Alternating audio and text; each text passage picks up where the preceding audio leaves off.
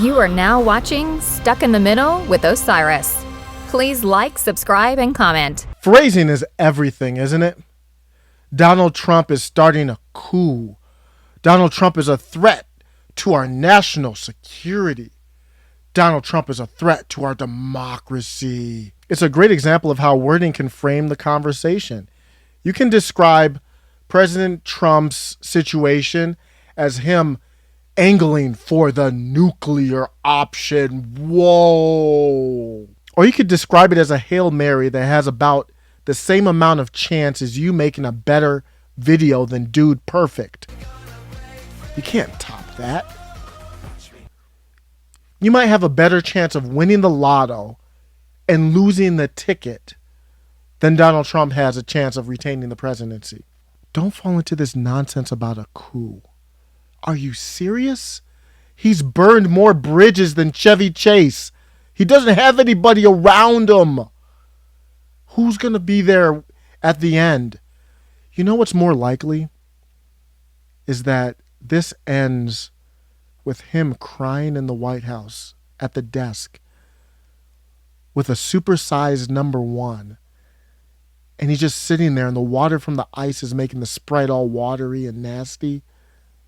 And they come into the office and they want to take him out, but they're so sad. It's just difficult. It's not going to end with any type of military coup. How is that going to happen? Don't worry about that. Don't worry about that option. I am clearly joking, but let's get serious for a second. Do not underestimate this man. He is a savant. He is a survivor. Picture the Terminator in Terminator 2, one of the best action scenes of all time. Terminator 2 is running after the police car, getting shot, boom, boom, still running, reaches out, whoop, got it. You can't, this is not going to go easy. It may seem like you have no chance. It may seem like it's over. Never, ever quit. If you're a quitter, I hope you quit right now and stop watching immediately. I know he's made some comments recently that makes you think like he can at least see a future where he's not president, but don't ever underestimate his ability to be persuasive, to make deals, to never go away. Whether it's now or 2024, don't underestimate that. He's dominated our news cycle for 5 years straight, every single day. Who in the world has ever done that before? Maybe I'm forgetting somebody, but I can't think of anyone. So what's the plan? There's 3 parts to his Hail Mary, or the end of the game where you're laddering the ball back and forth playing football. Maybe you get the kickoff and you had the clock's out, so you have to run it, lateral, run lateral, run lateral. There's 3 pieces to this. The first one is he needs large public protests. If he doesn't have his supporters or whoever, people who are going to support him at this moment out in the streets, it's not going to happen. And we have a landmark this weekend where there's supposed to be these MAGA marches. If the turnout is not good, then just close up shop, cancel Christmas, it's over. He needs a movement. I haven't really felt it. I haven't seen it. It's hard because the media leans left. I think Trump is gauging on whether he should speak at one of these events. I think what he's worried about is crowd size. Will he have the energy or not? Or is it just going to be an Alex Jones type out there? The second part to this Hail Mary is the court system. The big focus is on Pennsylvania. Things haven't gone well for him there recently. And I made a video on this where his focus is Pennsylvania, basically, is what it comes down to, and stalling things. But the truth is, he knows the courts are a long shot. He's just trying to stall things out to delay the state's certification of the votes of any state he can. So he's got lawsuits all over the place of any state he can. He's not going to be able to delay it in every single one, but that's his goal. And that brings us to the big one. He wants the power to be in the hands of the state legislators. We don't vote directly, as many of you already might know. We don't vote directly for the president. We vote for electors who then go ahead and vote for the president. It's an indirect democracy. So we're in the second campaign season that is not openly talked about really that often. You're hearing more about it now. And Joe Biden is winning a 306 to 232, which is a blowout. That is a blowout in the Electoral College. This scenario, if this had come down to like 270 to 268 or something like that, this would have been Armageddon scenario, like Civil War scenario. But since it's a blowout, it's a long shot. Let me go over some stuff about this because I've been digging into it. So states, you vote for a president. So let's look at Georgia. Georgia came up blue, and they're going to do a recount, but right now they're blue. So they would send electors to vote on behalf of Georgia, and they would get 16 electors, and those electors would typically all vote for Joe Biden. They don't have to vote for Joe Biden, though, and that's not the case in every state. There's a great website called fairvote.org that breaks this down. There are states where the electors can switch their vote. So there are some states that bind the electors, that block the electors. And if you look at the website, they fall under different categories. Some states the electors can switch their vote from the popular vote in the state with no penalty. Sometimes you can switch your vote, but the state can cancel it. Sometimes you can switch your vote with a penalty. What that looks like, I'm not an expert. I've heard fine. I don't know what else could be, but so you could still switch your vote, but there's some type of penalty. There are some states who are part of this Uniform Faithful Presidential Electors Act where they cannot switch their votes. They would just cancel out the elector and swap out with a new elector that will vote for what they want. And then there's another one that does a penalty and vote canceled. So I'm going to give you 3 states, for example: Wisconsin, Georgia, and Pennsylvania. So that's 46 electors. What's happening now is we are in campaign season.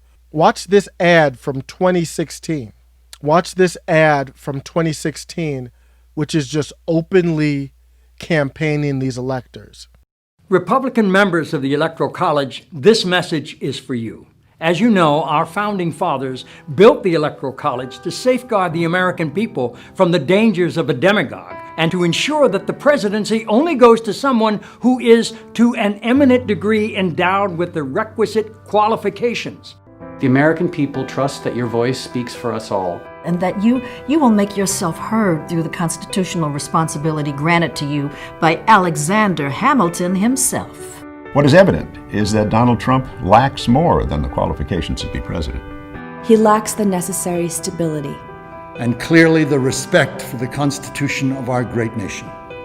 You have the position, the authority, and the opportunity to go down in the books as an American hero who changed the course of history. And you have my respect. You have my respect. You have my respect. For your patriotism and service to the American people. Unite for America.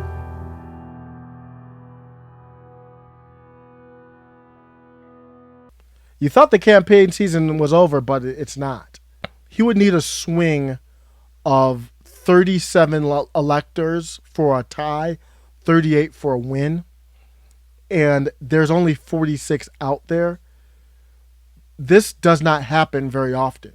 There was only one time in our country's history that an elector went from, instead of choosing the winner, they chose the runner-up, the opponent. There are many times where an elector has chosen someone else other than the two front runners. And that happened actually 10 times in 2016.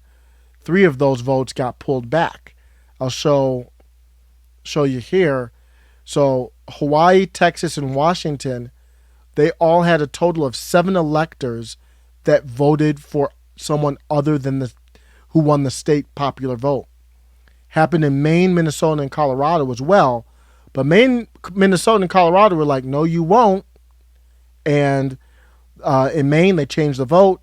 In Minnesota, they literally replaced the elector. In Colorado, changed the elector, and they got someone who did vote for Clinton. But 10 people tried, but none of them voted for, instead of Trump for Clinton, and then instead of Clinton for Trump. None of them did that. So there is a precedence for this, and there's nothing illegal about this. This is in the Constitution.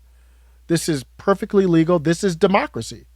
The New York Times had actually a good article the other day on this topic. It started out talking about Trump's last-ditch efforts to reverse the election. It is definitely a far-fetched scenario. So when we look at it, I want to highlight the part about slowing things down. A flurry of lawsuits filed by the Trump campaign, most of which have been defeated in court, appear aimed at slowing down states' certification timelines and possibly providing a pretext to declare a failed election. Why is that? The Electoral Count Act from the 19th century, it sets up a mechanism for how this whole thing could go. It directs governors to certify. It directs governors to certify both the election results and the presidential electors. So the legislation could, the state legislator could pick electors, but the governor has to approve it. But the act also says, in the event of a failed election in which voters have not made a choice for president, that would mean if the state doesn't certify their results, then they're thinking, well, the governor no longer has the power. It's the state legislator that would have the power. And the law contains a deadline for states to certify is December 8th this year. So that's what Trump might be trying to do. It is, it's not even fair to describe it as a Hail Mary. I guess you could describe it better as a last-second Hail Mary from your own 1-yard line. So the quarterback couldn't even get it to the other end zone on the fly. It would have to be a Hail Mary and all those lateral back and forths to get a touchdown, which is very unlikely to happen. But in the process of reading about this, I found this was kind of interesting. I read this here just to see how often has this stuff happened. I'm going to do a quote from this Fox29.com article on faithless electors. My research over the past 5 presidential elections finds that electors are regularly lobbied to change their votes in the time between the general election is held and when they cast their votes for the Electoral College. Almost all electors were lobbied in 2008 and in 2016. Some of that lobbying is very aggressive, as several electors reported getting death threats. That's one hell of a lobby. I wouldn't call a death threat a lobby, but that was very, very interestingly worded, I would say. I'm going to lobby you with a death threat. How about that? I knew it was over when Trump came out today of this recording, November 13th. Trump came out and his hair was gray. He didn't even dye it blonde. Then he had that comment about whoever's in charge for the next 4 years at the conference. He said that too. That was almost like a concession. That's probably as close to a concession as we might get, just that sly comment. So what does this all mean in closing? When I respectfully asked Donald Trump to concede, this is why. He doesn't have a path. Even if he were to go down this path, it would destroy our country. And it wouldn't all be Donald Trump's fault because he has done absolutely nothing wrong. But do you care about? I care about the country more than I do Donald Trump. So sorry, you gotta have to concede, bro. I'm sorry, it's over. You can run again. So that's it. Interesting stuff here. I am really hoping, because he's dominated the news cycle so long, I'm hoping this is probably the last upload I do on Donald Trump. I'm hoping for it. I'm not going to hold my breath. Take care.